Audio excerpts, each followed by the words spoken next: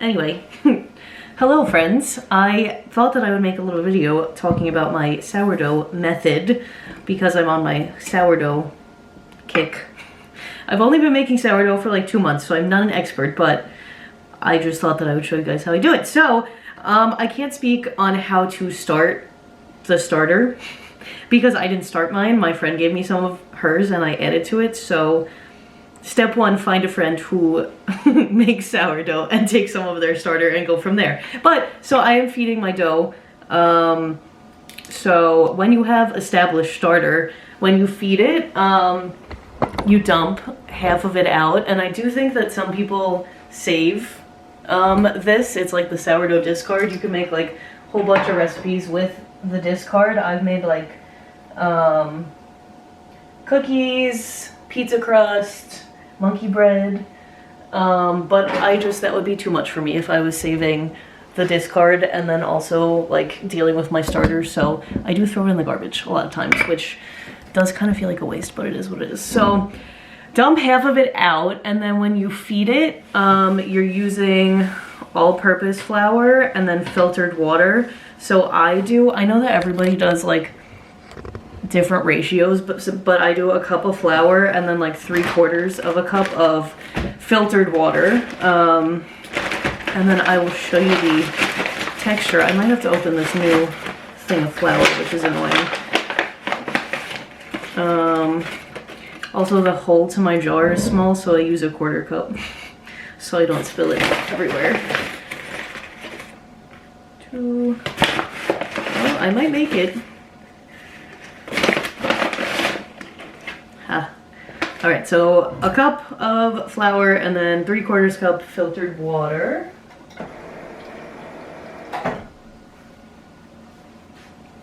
All right, I'll show you what I'm mixing because.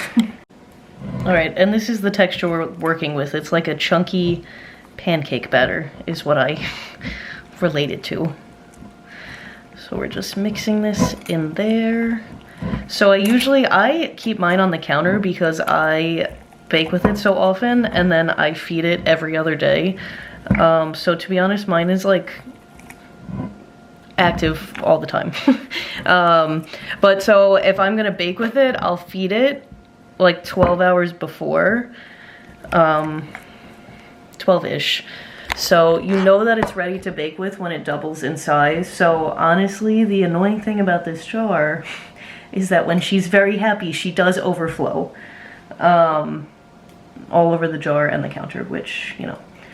But yes, so this now is going to sit on the counter, and then we'll come back tomorrow to make our dough. Right, so it's been a night, overnight. So now we're ready to make the dough. This is, as I said, she was gonna overflow, and she did. After you feed it, you should see it double in size, and that's when it's ready, so that hence the overflowing. Can you see the oh my goodness, she's just so happy. This is, oh, you can't really I need a better angle here. There it is. Yep. So anyway, even though it makes a mess when it overflows, I'm very proud of it. So this has been the recipe that I've been following. I'll type it all out. You want a food scale, because that's the most accurate measurements. I got mine from Amazon, literally for $10.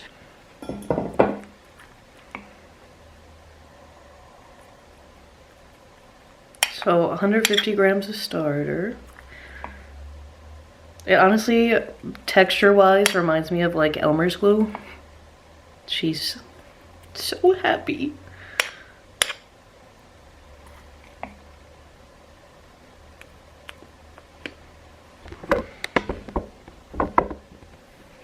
So 150 grams. It ends up being like a little less than a cup. So you don't use all of your starter, you just use a portion.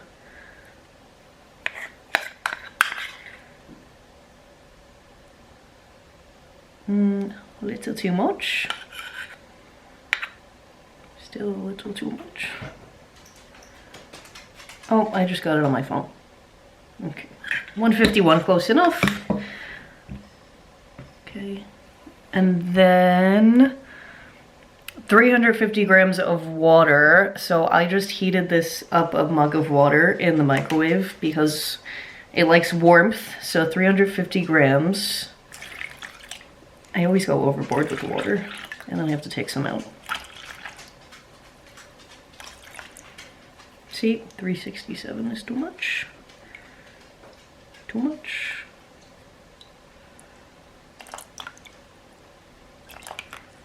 If you're like a couple grams off, that's not the end of the world, but...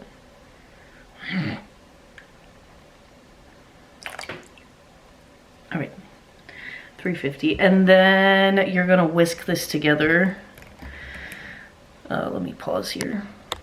Alright, so whisk this together, the starter and the water, until it's like a milky consistency. Oh, I'm splashing. Alright.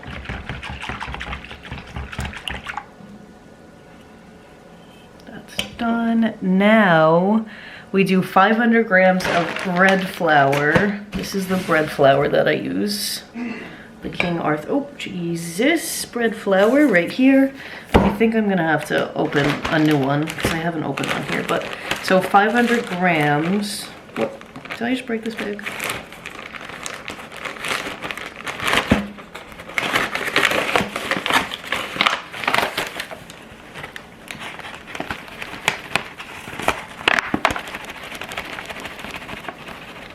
Okay, yeah, there was barely anything in there.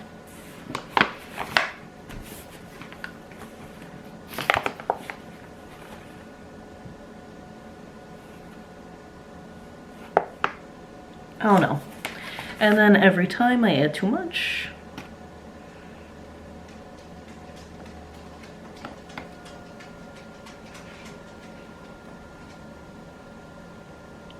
All right, and then we do 10 grams of salt. So it is a simple recipe, really. All you need is water, starter, flour, salt. So 10 grams.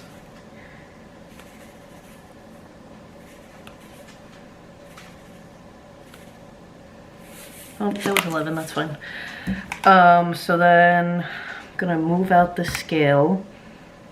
And then you could do this in a stand mixer. I like to use my hands because it mixes together very quickly, but it is a very sticky dough. Also, I know the bowl is very full, but I like this bowl.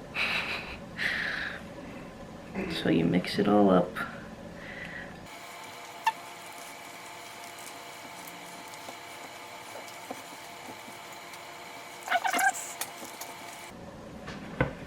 Alright, so as I said, very sticky, and I need to get this off my hands. But now it's gonna sit for an hour before we start our stretch and folds.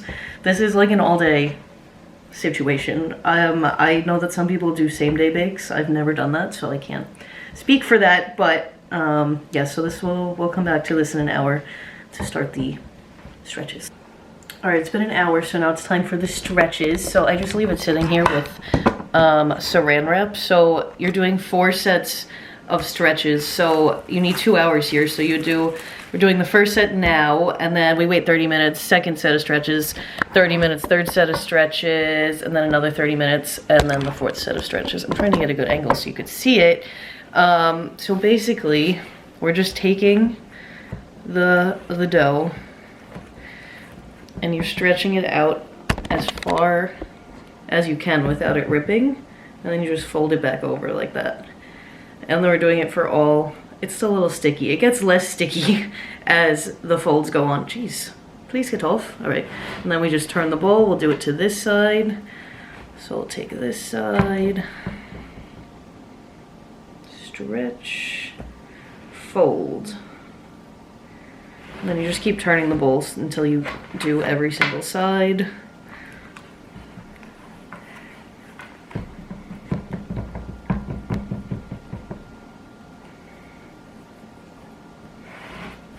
And then the last side, see? I like the rubber bowl because I feel like it doesn't stick as much. And then fold, so it's much more workable now than it was. And I also like to take a rubber spatula and just like like push down the sides for any excess. I didn't want to touch it with my hand, but I guess I will. Not that there's a lot, but I don't know. Just get the excess sides of the bowl down and get it incorporated with the dough. So that's that, and now I'm gonna let it sit for 30 minutes and come back for the next set of stretches. I'll come back for the last set to show you guys like how much firmer it gets. All right, last set of folds.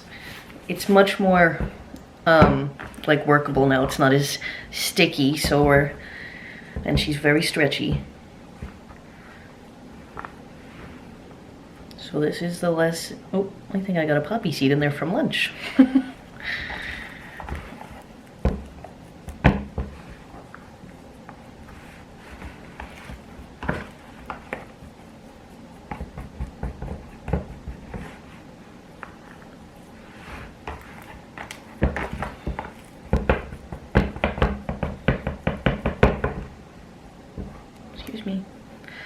All right, there she is, little dough ball.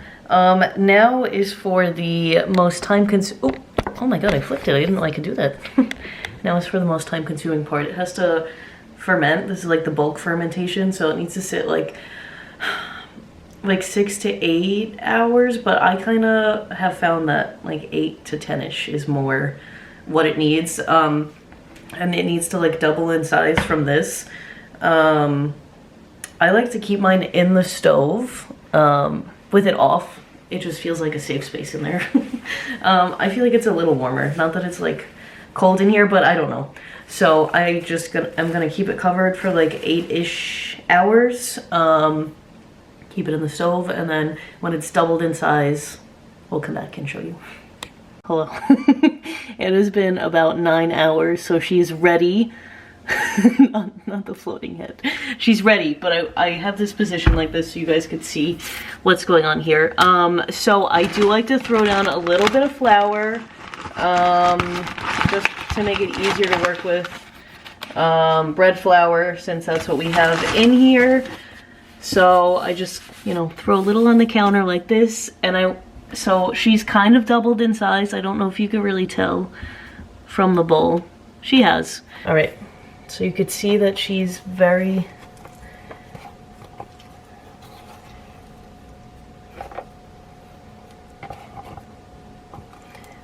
light. She just kind of falls right out of the bowl.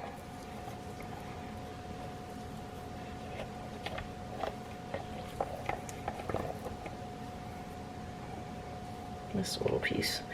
All right. So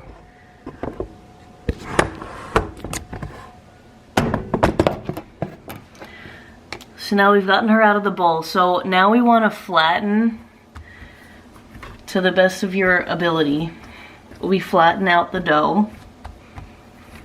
And then we want to fold it like as if you fold a letter. So like in 3s. So we go from one side and then this. It's still sticky, as you could see, a little bit of it is sticking, but a lot more workable than it was earlier.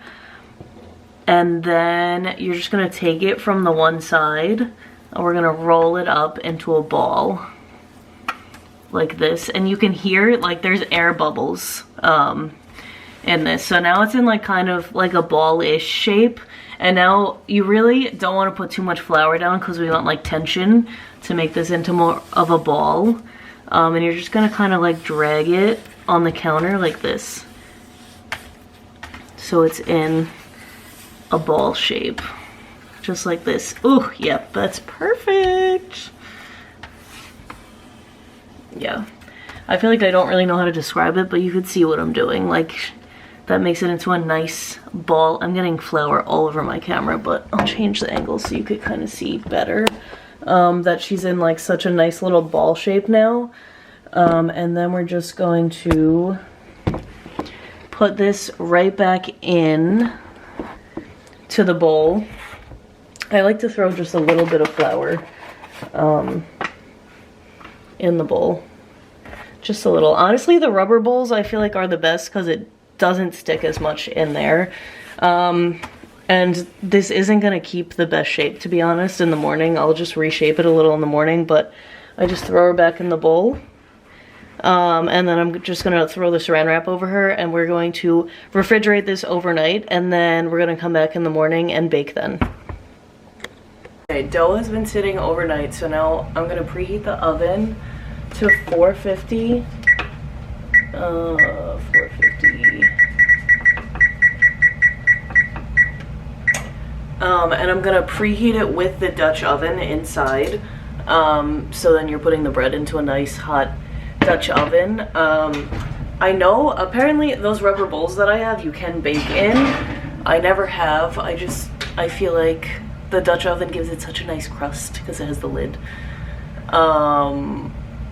So yeah, I don't know, I've only ever used a Dutch oven and I like the way it comes out, so that's what I'm doing. I'm just gonna go eat breakfast, and then by the time I finish eating breakfast and stuff, this will be hot, so. Post overnight sit. She kind of just falls out, which is nice. Oh, look at her. I do like to just roll it again to give it a little bit more of a better shape, except that was the bottom, so this is the top.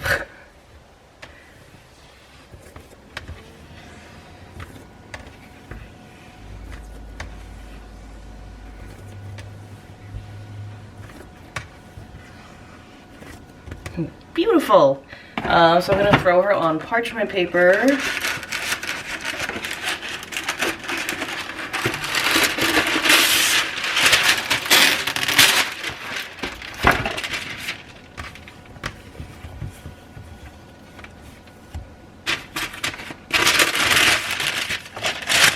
And then you want to make slits in the top. This tool is from Amazon, but it's basically just a razor blade on this thing. You could just use a regular knife. The razor blade does cut really well if you just have like a razor blade. I just do one cut. People do, you know, very fancy cuts, and I'm just not there yet. One cut. You can also do like two, but then it kind of all opens up, so just one is fine. So that's ready, so I'm gonna grab the Dutch oven out of the oven. Ugh. Now, we put her right in her hot Dutch oven. We will see you in 20 minutes. I'm gonna put the lid on, put her in the oven for 20 minutes, and then in 20 minutes we will take the lid off. All right, lid is coming off. This looks a little blurry.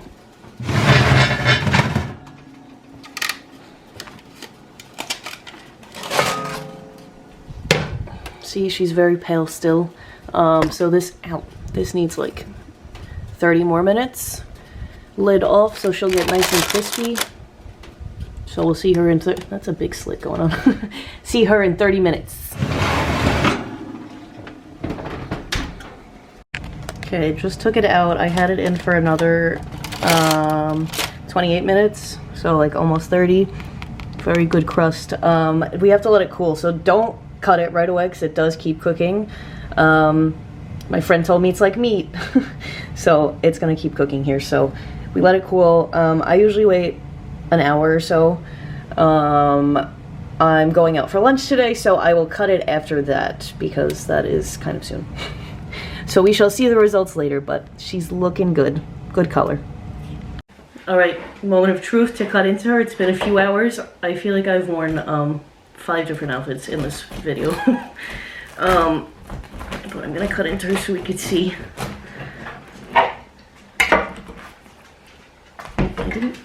I didn't cut enough.